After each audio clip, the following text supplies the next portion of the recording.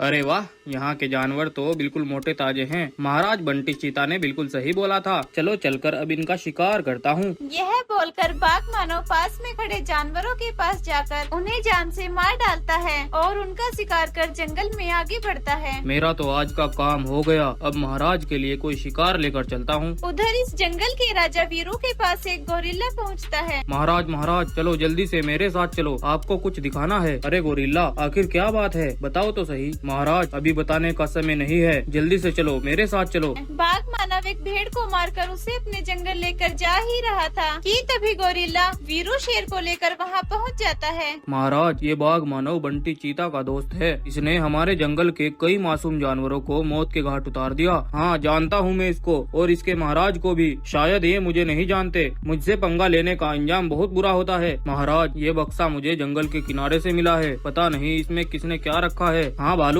जल्दी से खोलो इसको। तब भालू उस बक्से को खोल देता है। नहीं नहीं नहीं, ऐसा नहीं हो सकता। कोई मेरे दोस्त को कैसे मार सकता है। ये सब उस वीरू शेर का किया धरा है। अब मैं नहीं छोड़ूंगा उसको। उसका नामो निशान मिटा के रख दूंगा। बंटी बाघ गुस्से से दौड़ता हुआ एक पंडित पर जाकर कूद पड़ता है। अरे अरे तुम मुझे क्यों मार रहे हो। अरे पंडित, मुझे एक ऐसा शरीर चाहिए जो किसी के पास ना हो। एक ऐसा शरीर जिसके सामने कोई ना टिक पाए। मुझे एक विशाल शरीर चाहिए। हाँ हाँ ठीक है, मैं समझ गया हूँ। देखो चीता, मैं तुम्हें विशाल शरीर वाले चीता में बदल दूंगा, लेकिन तुम फिर कभी अपने असली रूप में नहीं आ सकोगे। नहीं चाहिए मुझे अपना असली रूप, मुझे सिर्फ बदला लेना है। तब पंडित चीता को एक विशाल चीता में बदल देता है और वो एक खूंखार चीता बन जाता है और बदले की आग में सीधा वीरू के जंगल पहुंचकर उसके जंगल के जानवरों को मारने लगता है। वो कुछ ही देर में जंगल के बहुत सारे जानवरों को मार डालता है। तभी वहाँ भागता हुआ वीरू शेर आ पहुँचता है। रुक जाओ बंटी चीता, रुक जाओ। मैं जानता हूँ तुम अपने दोस्त का बदला लेने आए हो, लेकिन तुम्हें अगर बदला ही लेना है तो मेरे जंगल के जानवरों को मत मारो, मुझे मार डालो। तुझे तो मैं ऐसी मौत दूंगा जो तूने कभी सोची भी नहीं होगी। छोड़ूंगा नहीं तुझे। चीता ये बोल ही रहा था कि तभी कुछ जानवर ऊंची पहाड़ी से चीता के ऊपर एक बड़ा पत्थर फेंक देते हैं। जब वो पत्थर चीता के सिर पर आकर लगता है तो चीता बेहोश होकर नीचे गिर जाता है और ऊपर खड़े जानवर उस पर एक के बाद एक पत्थर बरसाने लगते हैं, जिनमें दबकर वो वहीं पर मर जाता है। दरअसल ये भी वीरू शेर का ही एक प्लान था। जब चीता वीरू के जंगल आकर जानवरों को मार रहा था तब वीरू ने उसे देख लिया था। ये तो बंटी चीता है, ये जरूर अपना बदला लेने आया है। हम इसका मुकाबला नहीं कर पाएंगे। तो महाराज हम क्या करेंगे। मैं इसे अपनी बातों में उलझाकर पहाड़ी के नीचे ले जाता हूँ। तुम इसके ऊपर पत्थर बरसा देना, यही इसे मारने का एक सही तरीका है। तो इस तरह से वीरू ने होशियारी से काम लेकर इतने बड़े विशाल चीता को भी मार डाला। लालची बाघ। एक बड़ा और घना जंगल था। उस जंगल में बहुत सारे जानवर रहते थे। एक दिन उस जंगल में एक बाघ आता है। बाघ आते ही अपने मन में सोचता है, आज तो मैं बहुत भूखा हूँ, बहुत दूर से आया हूँ। मुझे खाने के लिए एक छोटा मोटा जानवर मिल जाए तो आज का मेरा दिन बन जाए। ये सोचते हुए बाघ जंगल की तरफ बढ़ने लगता है। चलते चलते उसकी नजर एक खरगोश पर पड़ी। अरे वाह क्या बात है, इसको अब मैं पेट भर के खाऊंगा। छोटा है बट आज के लिए मेरी भूख का काम तो हो जाएगा। ये सोचकर बाघ जोर जोर से दहाड़ने लगा। जैसे ही खरगोश ने बाघ को देखा और मन ही मन सोचने लगा, आज तो मुझे मरने से कोई नहीं रोक सकता। उसने तुरंत बाघ के पास जाकर बाघ से विनती की, महाराज मुझे कृपया करके छोड़ दीजिए। अगर आपने मुझे मारा तो आपको पाप लगेगा। ये कैसी बातें कर रहे हो तुम। मुझे पाप पूप कुछ समझ नहीं आता। अब मैं तुम्हें खाकर अपनी भूख मिटाऊंगा। बाघ की बात सुनकर खरगोश समझ गया था अब उसके बचने का कोई चांस नहीं है। उसने दिमाग लगाया। तभी उसने बाघ से कहा, महाराज ओ महाराज, मेरे पास एक तरकीब है। मैं आपको अपने दोस्त भालू के पास ले चलता हूँ। अगर आप हम दोनों को खाएंगे तो आपकी 2 दिन की भूख मरेगी, लेकिन मुझे खाकर तो आपका 1 दिन का ही इंतजाम होगा। मैं छोटा सा जो हूँ मगर मेरा दोस्त भालू बहुत बड़ा है। बाघ को खरगोश की ये बात कुछ समझ में आई और बोला, अच्छा ऐसी बात है, तो चलो मैं तुम्हें और तुम्हारे दोस्त को साथ में ही खाऊंगा। ये सोचकर बाघ खरगोश के पीछे पीछे उसके दोस्त के पास चल दिया। थोड़ी ही दूर पहुंचकर खरगोश का दोस्त भालू मिला। खरगोश ने आंखों ही आंखों में भालू को सारी बात समझा दी और तभी वो महाराज से बोलता है, महाराज, ये रहा मेरा मोटा ताजा दोस्त भालू। आप हम दोनों को खा लीजिए, आपकी भूख बहुत देर के लिए शांत हो जाएगी। बाघ खरगोश की बात सुनकर खुश हो गया। हा, बेशक बेशक, मैं तुम दोनों को खाऊंगा। महाराज, ओ महाराज, मेरे पास आपके लिए एक बेहतरीन तरकीब है। मैं आपको अपने दोस्त गोरिल्ला के पास ले चलता हूँ। हम दोनों को खाकर तो आपका सिर्फ 2 दिन का ही काम होगा, लेकिन अगर आप गोरिल्ला को भी खाएंगे तो आपको 3 दिन तक कोई भोजन ढूंढने की जरूरत नहीं पड़ेगी।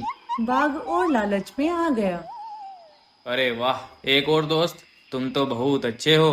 हा, चलो तुम्हारे तीसरे दोस्त के पास चलते हैं, मैं तुम तीनों को साथ में ही खाऊंगा। हा। ये बोलकर बाघ खरगोश और भालू के पीछे चल दिया। थोड़ी ही दूर गोरिल्ला यानी भालू और खरगोश का दोस्त मिला।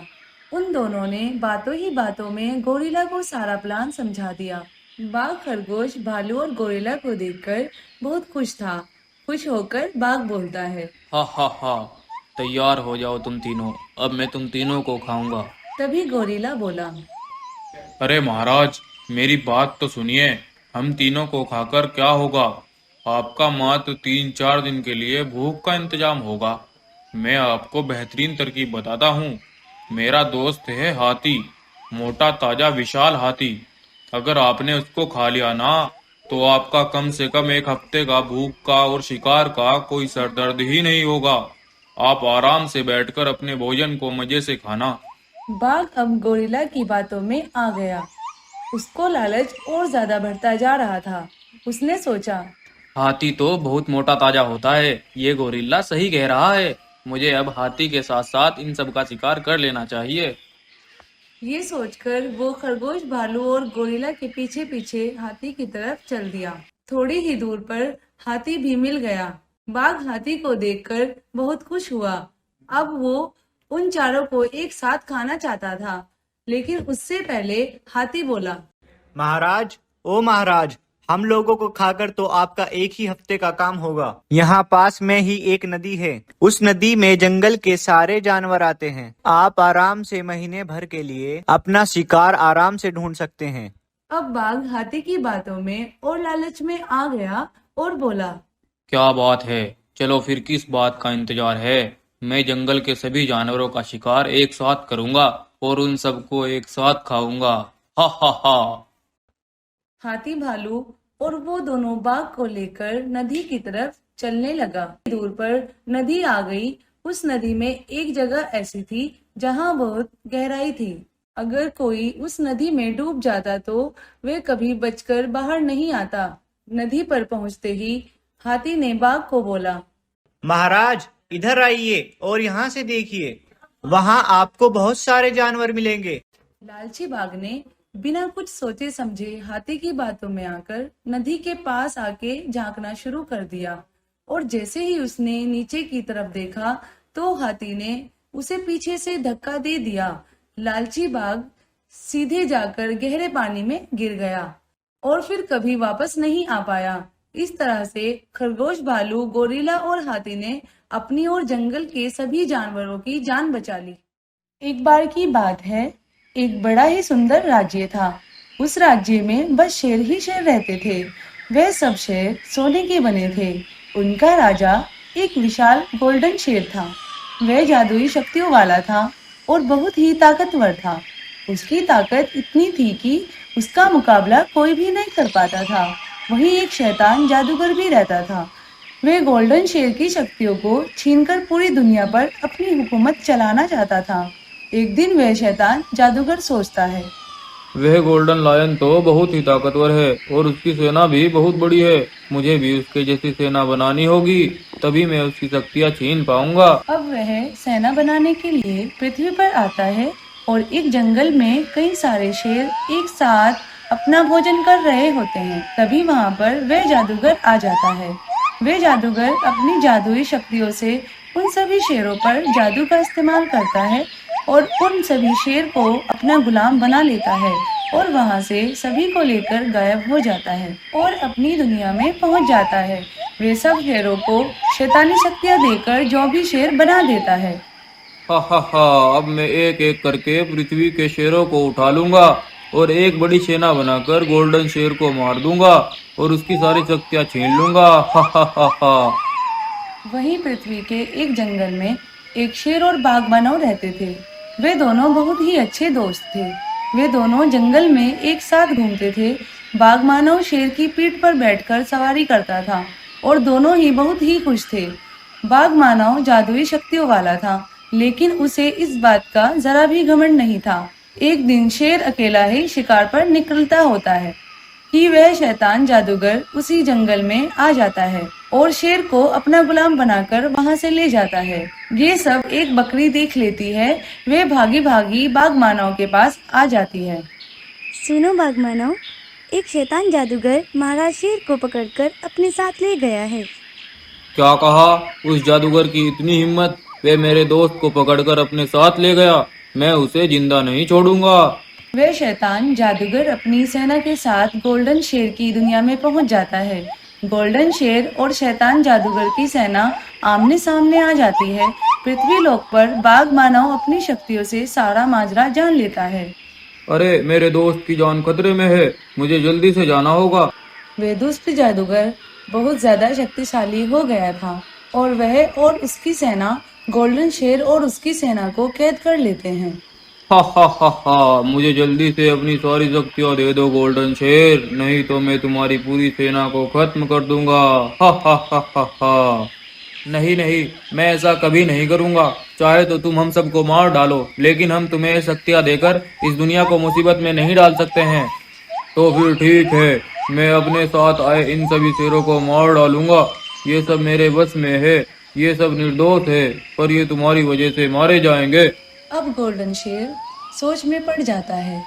ये कैसी मुसीबत में फंस गया हूँ मैं। ये बेचारे शेर तो निर्दोष हैं और ये तो कुछ भी नहीं जानते। इन्हें मैं कैसे मरने के लिए छोड़ दूँ? फिर गोल्डन शेर जादूगर को अपनी शक्तियां देने के बारे में सोचता है और फिर शैतान जादूगर से बोलता है। ठीक है, मैं तुम्हें अपनी सारी शक्तियां दे दूंगा। पहले इन सब शेरों को अपने सम्मोहन से मुक्त कर दो। नहीं, पहले तुम मुझे अपनी सारी शक्तियां दोगे, तब मैं सबको आजाद कर दूंगा। गोल्डन शेर के पास अब कोई रास्ता नहीं बचा था। वह शैतान जादूगर की बात मान लेता है और जैसे ही वह जादूगर को अपनी शक्तियां देने लगता है, वह बाघ मानव वहां पर आ जाता है और अपनी शक्तियों से उस जादूगर को कैद कर देता है। कैद होते ही सभी शेर उसके सम्मोहन से आजाद हो जाते हैं और गोल्डन शेर और उसकी सेना को भी वह बाघ मानव आजाद कर देता है। वह गोल्डन शेर जादूगर को अपने कैद खाने में डाल देता है। गोल्डन शेर और सभी शेर मिलकर बाघ मानव का धन्यवाद करते हैं।